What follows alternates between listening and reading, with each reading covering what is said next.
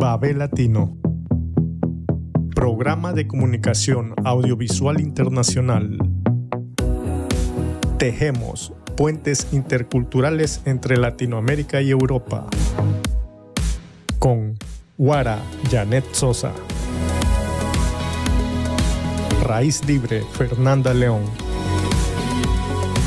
Edición Ricardo Paz. Estamos aquí una vez más en nuestro programa Babel Latino 370. Hemos llegado a nuestro programa 370, queridos seguidores de Radio Pichincha, allá en nuestro centro del mundo Ecuador y también en Radio Sensación en Murcia y todas las redes conectadas, los medios enlazados. Pues les damos una bienvenida y un agradecimiento por estar una semana más aquí con nosotros este sábado. Y pues nada, aquí estamos aquí también con Raíz Libre, que nos puede acompañar por ahora. Sí, yo como siempre digo, soy un poco intermitente, depende de cuando Aurora tiene que tomar su tetita o no. Pero por el momento estoy aquí, estoy súper encantada el día de hoy otra vez de dar la bienvenida a nuestras seguidoras, a nuestros seguidores. Recuérdense que estamos en todas las redes, que nos pueden seguir desde YouTube.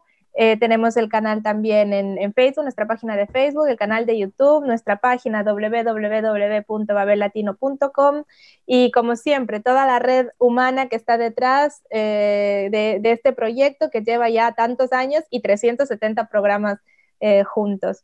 Vamos a saludar desde aquí, antes de saludar a nuestro invitado, también a Ricky, nuestro editor, Ricardo Paz, que nos hace la magia de mandarnos en línea con todas las guaraguas, como se dice en Ecuador, para poder estar conectados con ustedes.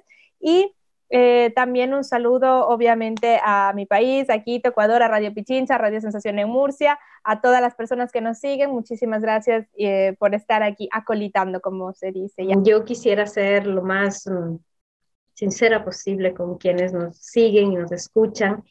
Y es que estos últimos tiempos no he querido tocar los temas políticos, ¿no? Pero yo dije, no, dediquémonos, por algo es este programa internacional intercultural, dediquémonos a la cultura para tratar de dar por lo menos esta parte bonita que nos da la vida, ¿no? Que es la música, que es la pintura, que es tantas formas artísticas que son intrínsecas. Sin embargo, la parte social es imposible dejarla porque es parte de mi naturaleza y más aún del dolor y de lo que está sufriendo ahora mismo nuestro país.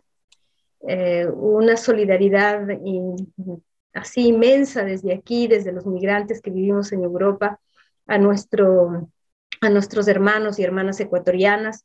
Y lo hacemos, es otra de las reflexiones que hago antes de iniciar el programa y de presentar a nuestro invitado, es el hecho de que somos nosotros los que no conocemos. O sea, allá en el Ecuador conocen lo que está pasando, nos malinforman, pero en cambio nosotros tenemos una avidez porque nos va llegando la información de una manera tan confusa que no logramos a veces ni siquiera discernirla, peor entenderla. Entonces, por esa razón hemos decidido, pese a que sabemos que en el Ecuador este tema es del orden del día, no podíamos, como Babel Latino, hacer a un lado o cerrar los ojos o hacernos los que no queremos tocar un tema tan delicado como es la crisis carcelaria que se está viviendo ya un año casi y de todos los muertos que empiezan a ser como si fueran solo estadísticas, cuando cada ser humano es una familia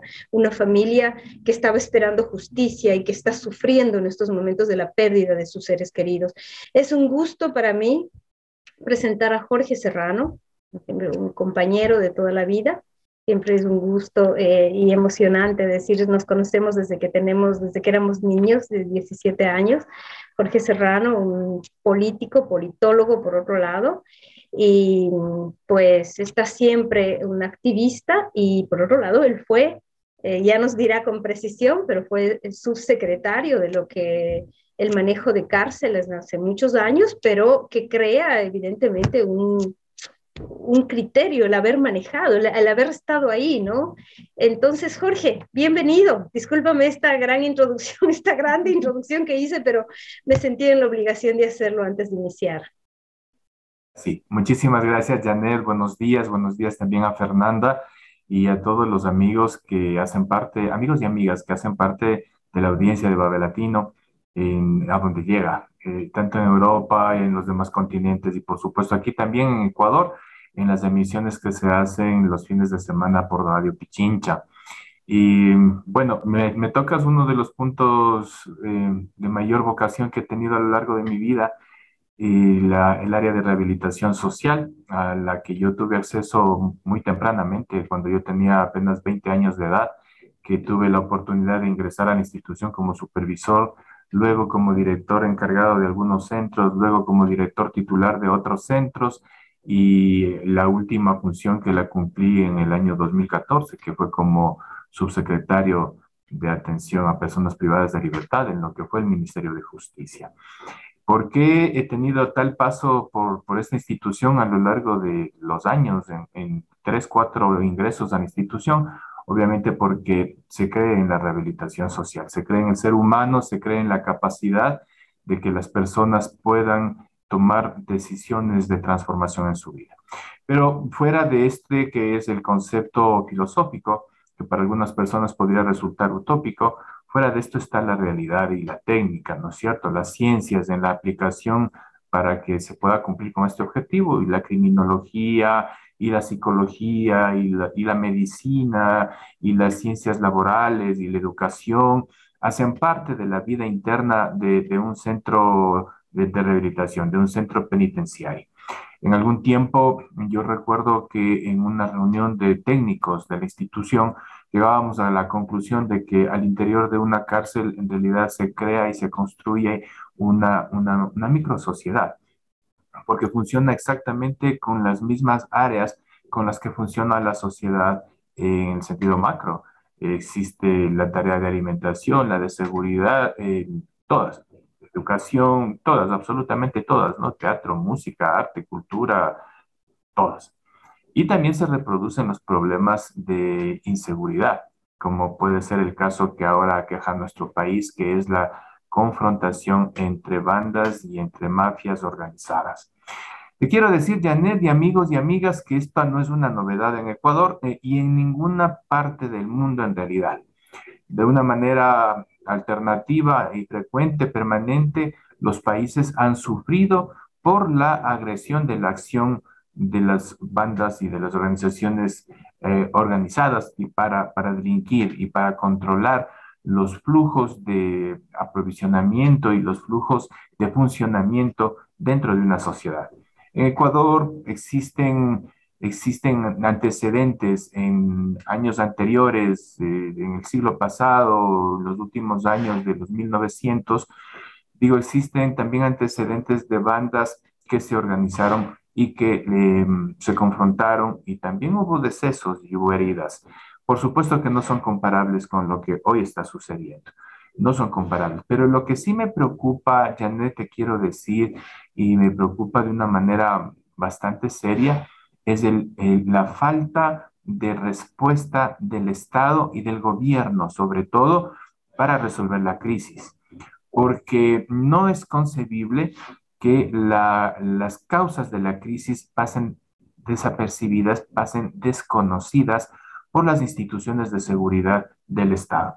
O sea, para el Ecuador y para el mundo es nítido que el problema del narcotráfico ahora en Ecuador se presenta con una disputa muy fuerte entre dos cárteles de México que están operando en Ecuador, que es el cártel de Sinaloa y es el cártel de Jalisco Nueva Generación.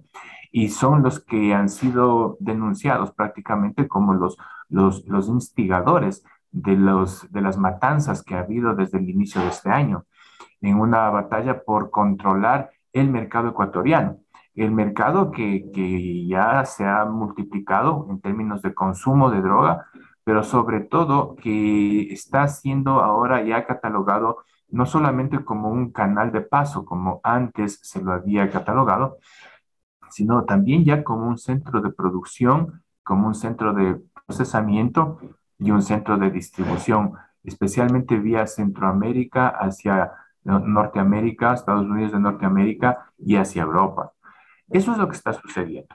Sí, Entonces, si me permites, para después si te corto, tú retomas y algo de verdad, pero para permitirnos también que sea un diálogo. Tú que me dices que el 2014, que estamos hablando que no son muchos años, ¿no? Estuviste a cargo y has estado incluso por una opción y un aprendizaje también de lo que es la rehabilitación. Si esto es un sistema carcelario, ¿no? ¿Por qué no se han tomado medidas que permitan, o sea, más allá de lo que estamos hablando ya de lo que es la mafia, que siempre ha existido, ¿ah? No estamos diciendo que esto es de solo Ecuador, o sea, el ser humano ha atravesado también que las mafias hay de todo tipo, ya sabes, Italia es conocidísima en ese sentido, ¿no? Eh, ¿Cómo es posible que los sistemas de rehabilitación no cumplan con las mínimas condiciones de lo que puede significar rehabilitar? O sea, con tu experiencia, ¿cómo se manejaron en esos años y cómo se ha deteriorado actualmente? ¿O es como si nunca se hubiera hecho nada y solo fue empeorando, empeorando? Y como te digo, si te he cortado la palabra, retomas. Igual, Fernanda, si tienes preguntas, aquí estamos para ir dialogando sobre el tema. Sí, la respuesta es clara, es unidireccional y contundente. Es por vocación, por decisión política de los gobiernos. O sea, cuando el gobierno de turno no considera que la dramática situación al interior de las cárceles es un tema de derechos humanos y es un tema que se incorpora a la problemática de toda la sociedad, sino que se le ve tan solo como, discúlpenme el término, pero así es como se lo debe tratar, como una cloaca de la sociedad.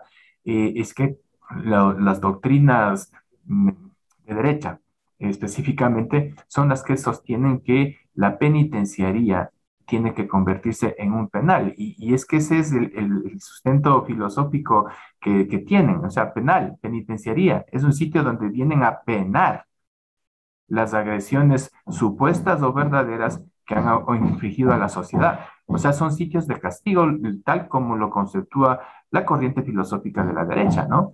Desde las corrientes progresistas lo que se habla es de la rehabilitación social y por lo tanto el contexto es completamente distinto, exigiendo la asignación de un presupuesto suficiente y adecuado como para poder tener el equipo técnico necesario para dar asistencia psicológica, médica, en trabajo social, en laboral, en educativo, para que la persona pueda tener una opción de vida.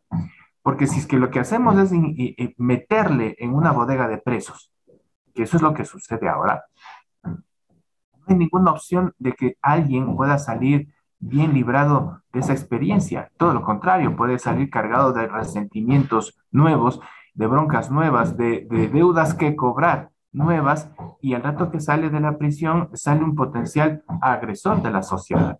Es decir, este tema es un tema que ha venido siendo tratado por décadas y que no tiene todavía una respuesta masiva generalizada de parte de los gobiernos.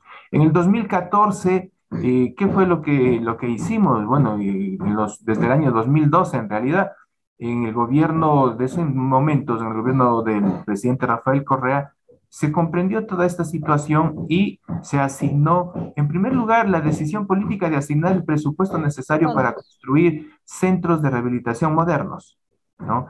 Porque otro de los problemas que tenía el Ecuador era que sus centros eran viejos, eran en desechos prácticamente, en condiciones infrahumanas de vida, sanitarias, sin canalización adecuada, sin acceso a agua potable, total tragedia. Entonces se asignó el presupuesto necesario como para que se pudieran construir los 3 centros nuevos que se construyeron en el país, que son precisamente el de Guayaquil, que es el regional del Guayas, el de la Tacunga y el del Turi en la provincia de Azuay, el de la Tacunga en la provincia de Cotopaxi, y con una capacidad de alojamiento alta, dividido en pabellones con un régimen disciplinario que implicaba prácticamente que en un centro penitenciario, que en un complejo penitenciario como estos, se diera cabida en realidad a la conformación de varios centros que deberían tener varias administraciones, varios equipos de seguridad para su funcionamiento y su mejor manejo en una sola área geográfica. Pero era para un mejor manejo, Obviamente esto implicaba que los siguientes gobiernos continuaran dando esta prioridad y pudieran sostener el régimen de disciplina y de funcionamiento que estaba establecido desde el inicio y cómo empezaron a funcionar. En el año 2014 se entregaron los tres centros nuevos y por alrededor de un año Ecuador fue el único país de Latinoamérica en el que no hubo hacinamiento, en el que había una asignación de cama por cada interno que estaba en el sistema de privación de libertad. Alrededor de un año y medio, ¿no? Luego se produjeron los problemas de incremento de detenciones, pero fundamentalmente con la entrada del gobierno de Lenín Moreno, que de muy ingrata y triste recordación para los ecuatorianos, se descuida por completo a esta institución, se le recorta el presupuesto a la par del concepto que aplicó Moreno, el concepto neoliberal del achicamiento del Estado. Al achicarse el presupuesto, se impide que se contrate al personal técnico necesario y fundamentalmente al equipo de seguridad necesario. Entonces, sin lo que se llamaba antes guías penitenciarios y que para esos momentos se llamaban agentes de tratamiento penitenciario, sin ellos, sin el control interno, en unas poblaciones que iban a albergar 4.000, 5.000 internos, era evidente lo que iba a suceder. O sea, es una irresponsabilidad que en una zona geográfica en la que se llamó a concentrar a un número grande de personas detenidas y personas sentenciadas en el otro caso, por delitos vinculados al narcotráfico y a los cárteles internacionales, a las mafias internacionales, era una irresponsabilidad pero absoluta, no dotarle del presupuesto y no tecnificar a sus profesionales para que se pueda continuar con el procedimiento, con la guía metodológica que se había diseñado. Eso es lo que ha sucedido. Entonces, sí, en efecto, ¿por qué el gobierno de Moreno tuvo que pedir el auxilio de la policía para la administración y para la seguridad en las cárceles al interior de los establecimientos? Obviamente porque la institución civil no tenía personal con quien hacer eso. Imagínense lo que significa para un agente de tratamiento penitenciario, lo que significa tener que pararse frente a un pabellón en donde hay 600 detenidos, por decirles algo, y sin las debidas preparaciones y sin las debidas herramientas como para mantener la disciplina. O sea, 1 contra 800. Es fácil la respuesta. En las anteriores ocasiones en las que yo he estado en la institución, recuerdo con mucha claridad que nosotros llegamos inclusive a conservar la cifra recomendada por las Naciones Unidas de 32 guías penitenciarios por cada 1.000 internos y la conformación de equipos de reacción inmediata de seguridad y en la línea disuasiva, por supuesto, ¿no? De control de los potenciales focos de violencia que podrían dar. Un control riguroso en las puertas de acceso, en los sitios de acceso a los centros penitenciarios, a los centros de privación de libertad. Eso es elemental. Cuando se inauguraron estos 3 centros que les cuento, todo estaba tecnificado, todo. Existían detectores de metal, existían túneles por los que tenían que pasar las personas que ingresaban al centro, no solo de visita, sino inclusive policías y personal administrativo, todos tenían que pasar por ahí. Existían cámaras de rayos X y de rayos infrarrojos para poder identificar si es que el cuerpo de la persona llevaba algún objeto extraño. Que obviamente no era nada invasivo, entrabas en esta especie de cápsula por la que debías pasar, tenías que alzar los brazos, te hacía el chequeo, el paneo, el escaneo, el aparato y en la pantalla se estaba viendo si llevabas o no algún objeto extraño. Es decir, con un sistema de cámaras centralizado que tenía el control prácticamente de cada centro, lo que había que hacer era conservarlo. Y lo que se hizo fue destruirlo. Son delicados, ¿no? Estos aparatos. Si le dejas caer un clivo, un invisible, o a propósito le pones un pedazo de metal en una de estas cámaras o en uno de estos túneles y se quema, y por supuesto es costosa la reparación y la institución sin el presupuesto adecuado, resulta ser que, uy, qué pena, se ha dañado, se ha quemado el túnel y cuesta y no se 200.000 soluciona. dólares la reparación y la institución no tiene dinero para eso, entonces tenemos que volver a la antigua, a que el guía o el policía sea quien haga la revisión personal, personalizada de las personas que llegan, y en ese supuesto ya pasan todas las cosas que podemos estar Sí. viendo. Yo tenía una pregunta que ya en parte la respondida, que era sobre los recursos que se destinan, ¿no? ¿Qué tipo de recursos económicos se destinan? En cantidad, en distribución, en calidad, porque yo me supongo que como en todas las partes del Estado institucionales hay una jerarquía también en el manejo de las cárceles, de los centros penitenciarios, y dónde terminaban esos recursos, pero ya has dejado clarísimo que en los últimos años ni siquiera ha habido recursos, porque uno de mis temores era que, bueno, ha habido, quién sabe, un desmantelamiento, una cierta corrupción en la distribución de esos recursos y por lo tanto no llegaban a su destinación, pero si ya ni siquiera parten del Estado, imaginémonos lo poco que hay, cómo se ha podido distribuir en los últimos años.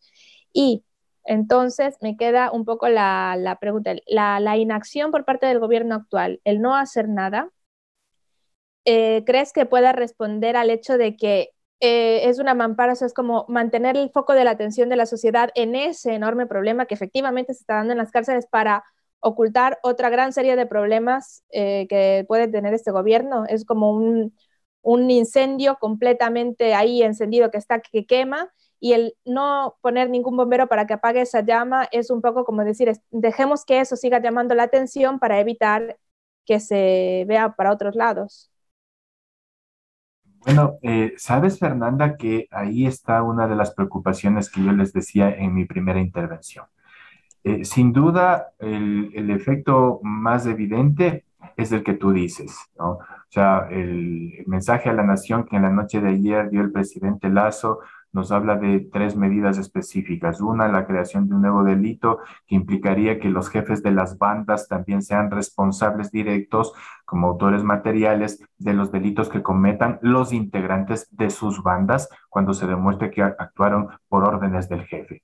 Esto ya existe en el código, en la legislación penal, como los grados de autoría, ¿no? Autoría intelectual, autoría material, y también como complicidad y todo eso. Pero bueno, o sea, el hecho de que se individualice esto como una figura penal puede ser que sea de alguna utilidad. La otra decisión es que sorprendentemente está convocando, y mejor dicho, está anunciando que las fuerzas policiales y de investigación de otros países han ofrecido ya el apoyo al gobierno ecuatoriano y gustoso y pronto y raudo las ha aceptado.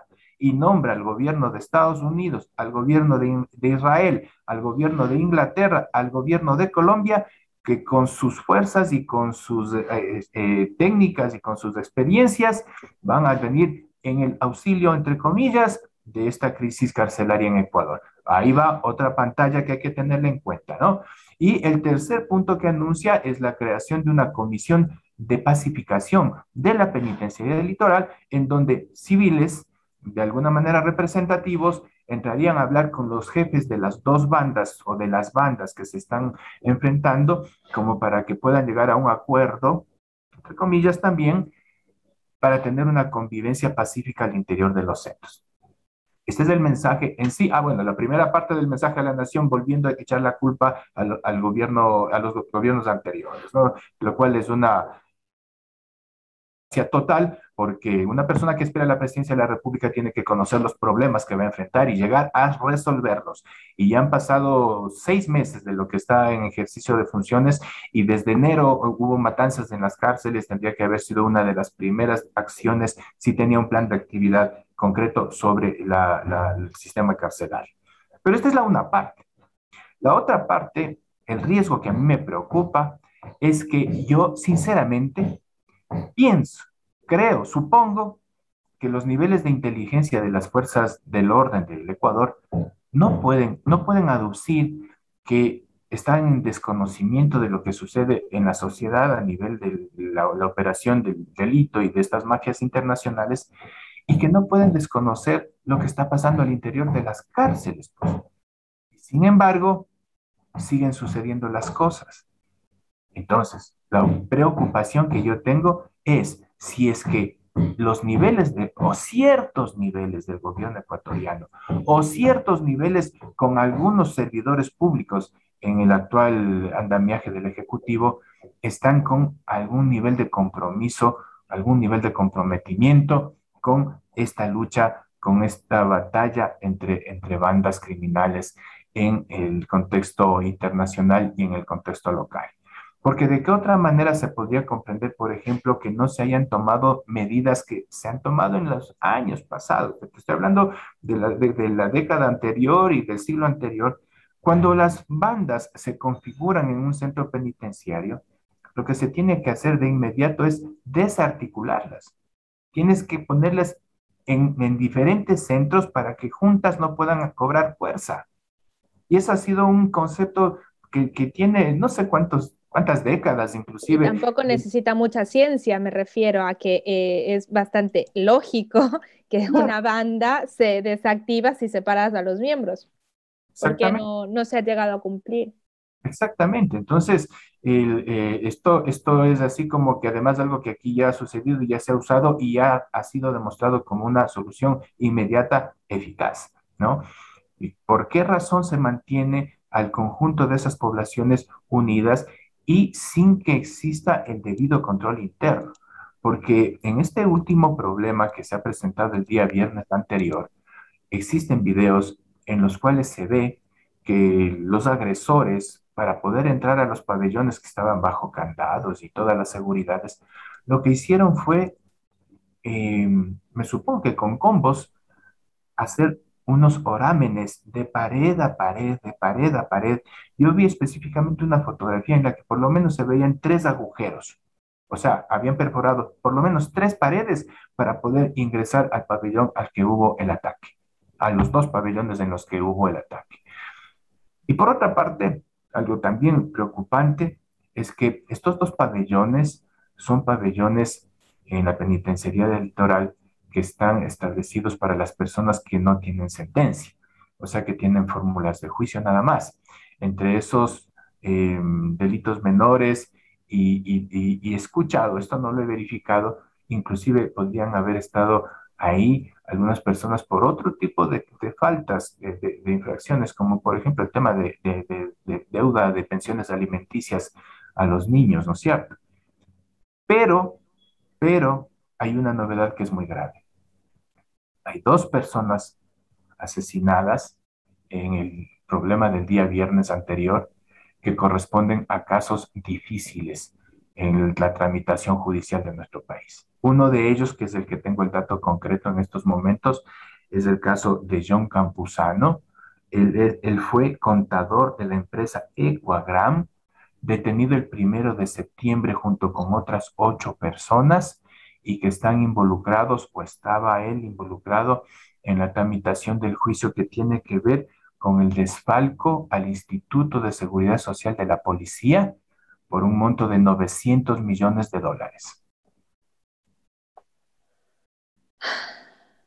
No, no es tan casual, dices, Mutis por, decimos. mutis por el foro.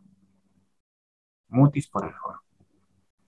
Me preocupa. Ese es el punto que me preocupa. Obviamente, la institución como tal, en estos momentos yo me atrevería a decir que no existe o que está en sus porcentajes de existencia más ínfimos a lo largo de toda su historia. No existen equipos técnicos, no existen médicos en la cantidad que se necesita para que hagan un tratamiento de rehabilitación social. No existen psicólogos, psiquiatras tampoco, trabajadoras sociales, profesores, odontólogos. Lo que existe tal vez es un médico para que pueda atender emergencias que se producen. Pero la norma técnica de rehabilitación social se recomienda que cada equipo técnico, el equipo técnico está conformado por médicos, psicólogos, psiquiatra, trabajador, perdón, instructor laboral, profesor y el jefe de seguridad, del equipo de seguridad. Ese es el equipo técnico que debe levantar la ficha criminodinámica de cada interno y poder establecer el tratamiento y el acompañamiento que se puede dar con cada persona. para que se pueda construir un plan de vida y de hecho entonces puedan salir de este círculo vicioso que constituye el delito, ¿no es cierto? Pero eso no existe ahora y tampoco existen equipos de seguridad. ¿Qué es lo que se tiene que hacer? Evidentemente, resolver el problema de seguridad en primer lugar, que es urgente, asignar los presupuestos que hacen falta para que la institución vuelva a existir y luego poner en ejecución un plan absoluto de recuperación de la institución y del tratamiento y rehabilitación social. Esto se hace puertas adentro, o sea, en el sistema de privación de libertad, que tiene que ser complementado con lo que pasa en las calles. O sea, esto no puede estar desvinculado de la lucha que están llevando adelante los cárteles de la droga, especialmente en las provincias de la costa, en donde se disputan las rutas de salida de la droga desde el Ecuador.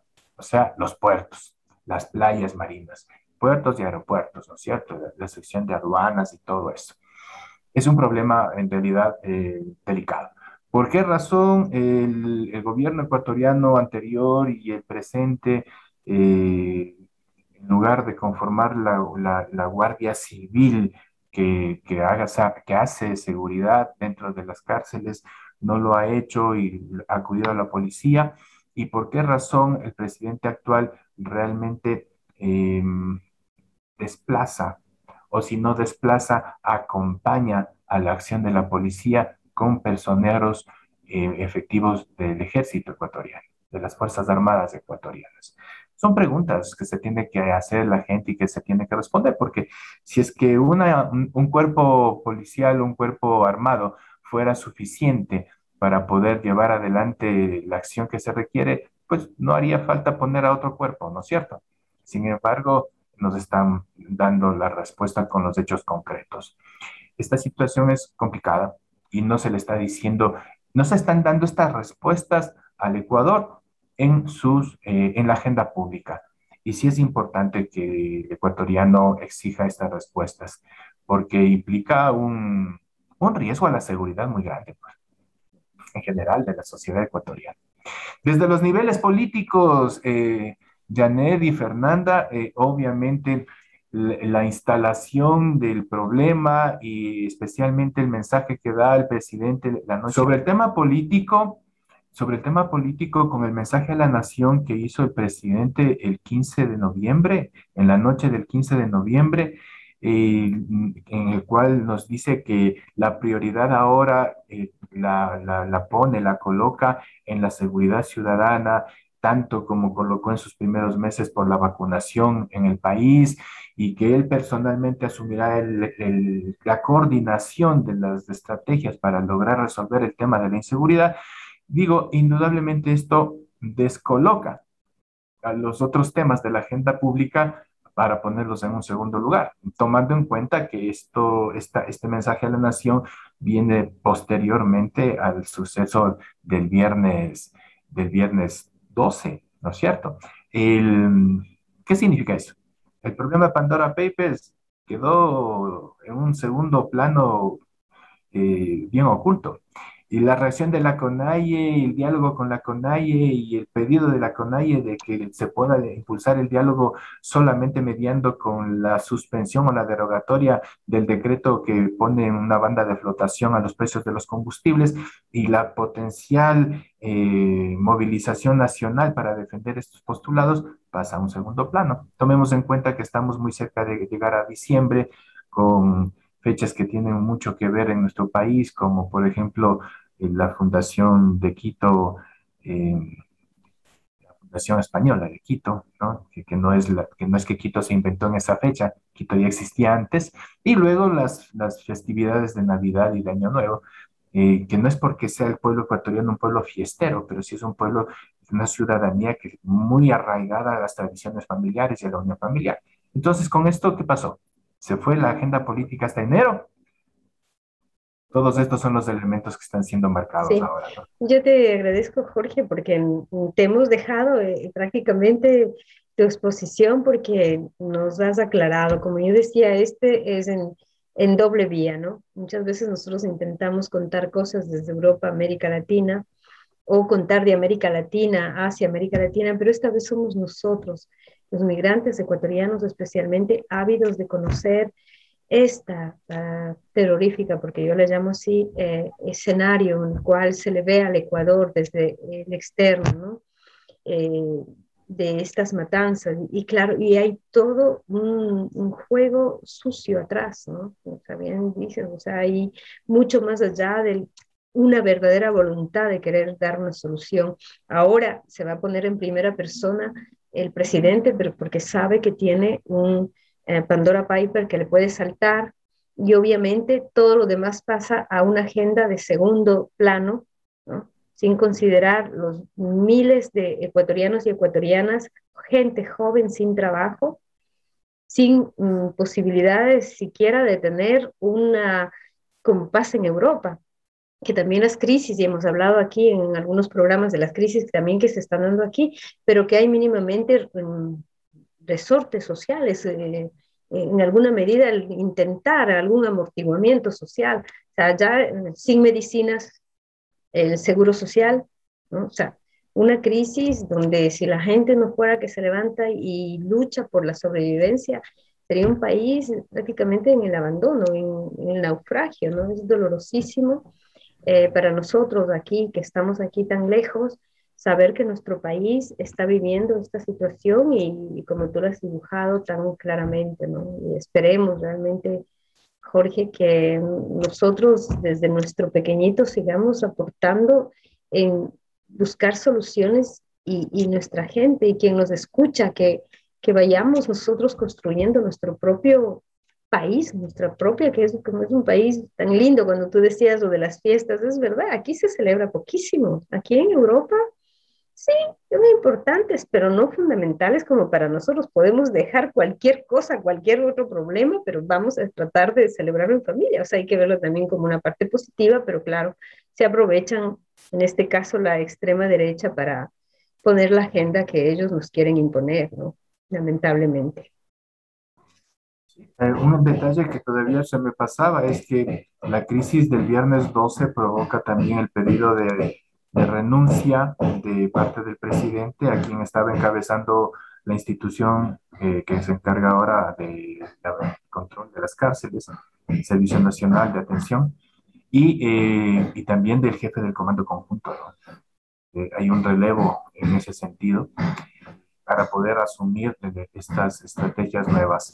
Son aproximadamente 1.000 efectivos del ejército que están ahora en la penitenciaría litoral. No hay que olvidar que estamos también en el marco de un estado, de un decreto de estado de excepción, un estado de emergencia que nos acompaña en eso, y ahora se ve con alguna frecuencia a camiones militares haciendo controles en las calles del país y en las calles de aquí de Quito también. El fin de semana personalmente pude ser testigo de eso, de un retén instalado en una de las calles del sur de Quito, haciendo bajar a los conductores, a los pasajeros de los vehículos pequeños, o sea, de los vehículos particulares, y haciendo la revisión que corresponde, ¿no? O sea, con las manos contra el Lo carro. que, lo que Y yo me huelo, perdona si te interrumpo, es que va a ser una justificación perfecta para militarizar lo civil, llevar más controles de una manera, también incluso para aplacar, digamos, toda posible insurgencia de manifestación o de levantamiento social frente al gobierno y a su mala gestión, ¿no? Es como, bueno, tenemos un estado de excepción, vamos a militarizar las calles en lugar de resolver los problemas en las cárceles, vamos a controlar al ciudadano, vamos a hacer sentir que están en seguridad, pero en realidad lo que están es protegiéndose, digamos, un poco de también la respuesta social que pueda haber a raíz de todos estos problemas, porque estos problemas vienen de la sociedad, de la pobreza, de la violencia, porque la gente no encuentra trabajo y encuentra en las mafias una salida, digamos, un poco a toda la situación marginal que se está viviendo, a ese empobrecimiento que se está dando en nuestro país también. sí, y bajo esa lógica, ahí cabe otra pregunta que también nos va a dar orientación en este tema. Para efectos del control de la sociedad, el control desde el orden público de la sociedad, ¿es o no es conveniente que existan problemas en el sistema carcelario? y por lo tanto es o no inconveniente resolver los problemas del sistema carcelario. Hay que tener presente que la forma de respuesta en la línea del control público que tiene el Ecuador es absolutamente idéntico e identificado con la forma como ha actuado Piñera en Chile en las últimas semanas en el problema con los mapuches, por ejemplo, y lo mismo con lo que sucede en Colombia, pues, ¿no? Con el levantamiento que hubo hace poco en Cali y todo eso, son las mismas líneas, así que yo concuerdo con el análisis tuyo, Fernanda. Es una, como se ve en política, pues, ¿no? Es una acción que se presenta de una manera, pero que en realidad puede tener otras metas. Bien, Jorge, espero que siempre lo decimos, no falten otras oportunidades para seguir compartiendo, seguir haciendo estos enlaces, ¿no? Que nos permiten a nosotros conocer lo que está sucediendo en nuestro país y solidarizarnos una vez más con todos nuestros hermanos y hermanas ecuatorianas y decirles que eh, pues saldremos adelante. Una vez más nos hemos equivocado en elegir el gobierno que debía defendernos, pero siempre nos ha tocado a nosotros ser los que construyamos nuestro propio destino y sé que los ecuatorianos nos merecemos una vida mucho más digna, un país que en su entorno natural es así de maravilloso y que también nuestros corazones. Así que, Jorge, agradecerte. Sé si también País Libre quiere darnos un saludito y dejarte a ti el saludo final. Ese tremendo agradecimiento porque nos hizo un dibujo y nos explicó lastimosamente lo que está pasando y eso es lo que la gente también debe conocer, ¿no? Profundizar, no solo la noticia, el escándalo, la violencia, porque muchas veces los medios se limitan a ¿cómo se dice?, a reflejar el acto inmediato de esa violencia, ¿no? Y todo lo que eso conlleva, el alarmismo, la exageración incluso, ¿no? Ya es tremendo lo que está pasando, pero es como una alerta roja en un punto y no todo lo que está debajo, detrás, en todas las profundidades que lleva a esa violencia. Entonces, el día de hoy creo que hemos tenido la posibilidad de comprender realmente lo que está pasando, así que muchísimas gracias, Jorge, por esa explicación y esa manera también tan humana de ver, ¿no? Tú dijiste, o sea, son las cloacas, ¿no? Es como la gente, la sociedad, sobre todo una cierta parte de la sociedad, digamos, más hacia la derecha que hacia la izquierda, ve en la cárcel, en el encarcelado, en el delincuente, una persona que no se puede recuperar, cuando al contrario esa persona seguramente hubiendo tenido otras posibilidades en su vida y otro orden de las cosas en la sociedad, probablemente no necesitaría nunca estar encarcelada ni privada de su libertad. Entonces, eso de la violencia genera violencia es nunca más que, no es solo un dicho, es lo que está pasando, ¿no? Claro, y además tengamos presentes todos que el delito es una reacción, es una creación de la propia estructura de la sociedad. La exclusión, el maltrato, los prejuicios, el racismo van construyendo en el niño desde tiernas edades ese resentimiento. Y lo que hay que hacer es curar las heridas. Ahora, en crisis económica como la que estamos pasando y que se puede agravar mucho más en el próximo año a nivel internacional, además también en Ecuador, las personas que no van a tener recursos para poder sustentar sus vidas y las de sus familias, y con una agresión permanente de los cárteles, que ustedes saben que los cárteles ya en la calle funcionan ofreciendo pingües cantidades de dinero a las personas que necesitan, ¿qué es lo que va a suceder? El gobierno tiene que actuar rápido desde una perspectiva humanista y desde una perspectiva real, no sujeto a las leyes del mercado. Y obviamente la sociedad ecuatoriana tiene que prepararse para movilizarse y exigir los caminos y las decisiones adecuadas al gobierno. Este es un mensaje que yo siempre doy en cada oportunidad que tengo, Fernanda, en el sentido de que nuestros queridos compatriotas, hombres y mujeres, tienen que recuperar esa vocación por la organización social, por la organización popular. No se puede esperar en la butaca de la sala viendo televisión que sus problemas sean resueltos por un maravilloso superhéroe. No funciona así la vida real. No funciona así la vida real.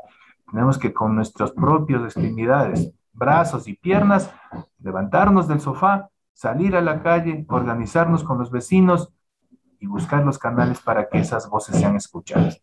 Ese sería mi mensaje final, Fernanda y Janet. A ustedes agradecerles muchísimo por la invitación. También se les extraña bastante acá en nuestro país. Y ustedes saben, estoy listo y dispuesto para cuando me inviten. Muchísimas gracias. Hasta la próxima, Jorge. Gracias a Aquí ti, estamos. gracias. Muchas gracias. Hola, soy Raíz Libre. Y yo soy Guara. Les invitamos a que sigan nuestro programa semanal intercultural e internacional Babel Latino. Somos una plataforma de comunicación abierta, participativa. Recreamos puentes de ciudadanía universal entre Ecuador, España, Italia, Latinoamérica, por un mundo sin fronteras. Felicito a Babel Latino porque con su propuesta de interculturalidad fortalece los lazos de integración entre Latinoamérica y Europa. Babel Latino, sábado 2.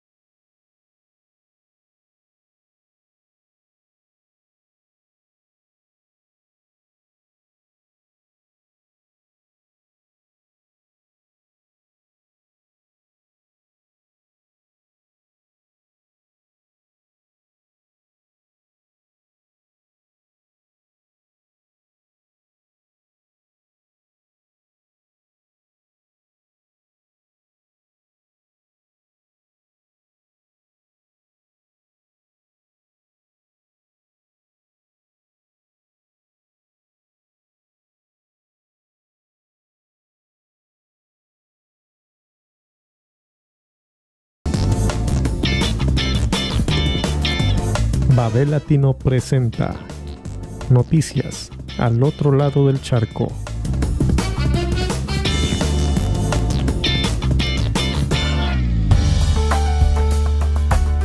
Y bien, después de haber dialogado con Jorge Serrano de la cruda situación que está viviendo nuestro Ecuador, especialmente para información desde Ecuador hacia nosotros, los migrantes ecuatorianos y latinoamericanos que vivimos aquí en Europa, pues vamos a dar alguna breve noticia que puede ser importante en el sentido de que en Europa aumenta el número de contagios por el COVID-19 y ya va esto por tercera semana, por tanto no se sabe lo que se espera para Navidad. No sería un cierre total, pero sí una marginación a quien no esté vacunado. La Dirección General de la Organización Mundial de Salud afirmó que durante las últimas 2 semanas los casos notificados y muertes por COVID-19 en el mundo siguen en aumento, una alza impulsada por la incidencia de contagios en Europa, donde se registran casi cerca de 1 millón de nuevos casos cada 4 o 5 días. La OMS reiteró el llamado a la repartición ecuánime de las vacunas a nivel mundial. Durante estas últimas 3 semanas, el continente europeo ha registrado un incremento de contagios del coronavirus y se mantiene en niveles altos, según el último informe que se hizo en la Unión Europea. De los 16 países miembros del Espacio Económico Europeo han notificado una situación preocupante. Los casos han subido en un 23%, que significa que son 233 contagios por cada 100.000 habitantes. Además, las previsiones y hospitalizaciones y muertes a corto plazo apuntan a una tendencia en el alta. También se notificó de parte de la Unión Europea que en estos momentos se habla de un 60% de vacunados completos, un 68% que han hecho la primera dosis, pero que esto, sin embargo, se mantiene más de un casi 40% todavía de tendencias a no vacunarse y obviamente jóvenes y niños que estarían fuera de estas, que incluso ya están incluyéndose a edades de 12 años, pero que no estarían incluidos. La tasa de mortalidad ha aumentado, por tanto, y el Centro Europeo para la Prevención y el Control de Enfermedades estima que la situación en 10 países, sea Austria, Chipre, República Checa, Dinamarca, Finlandia, Francia, Islanda, Noruega, Polonia y Portugal, es de preocupación moderada.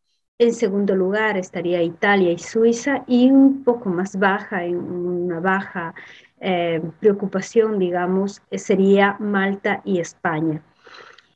Pues en este último periodo también ha habido una incidencia de muchos casos de un aumento de los contagios en los países bálticos.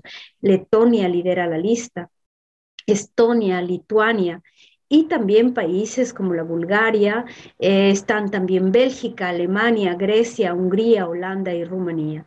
Todo esto lleva a que las previsiones para la próxima diciembre, Navidad, pues se puedan, no en las condiciones que fue el año anterior, pero que iríamos por el segundo año de cierres, de zonas amarillas, de zonas rojas y de zonas que hay menos casos, pues más abiertas. Especialmente esta noticia la damos desde Babel Latino hacia nuestro país, Ecuador, y también hacia quienes nos escuchan de América Latina, para decirles que todavía estamos en la crisis del coronavirus y, como dice la Organización Mundial de la Salud, lamentablemente en los países más pobres no tienen acceso, y lo único que corresponde frente a situaciones de crisis económica donde no hay ni siquiera las facilidades para tener las vacunas, pues lo que corresponde es seguirnos cuidando mucho, seguirnos protegiendo y haciendo las medidas que podemos hacer para ser solidarios con nuestros hermanos y hermanas humanos, entre seres humanos.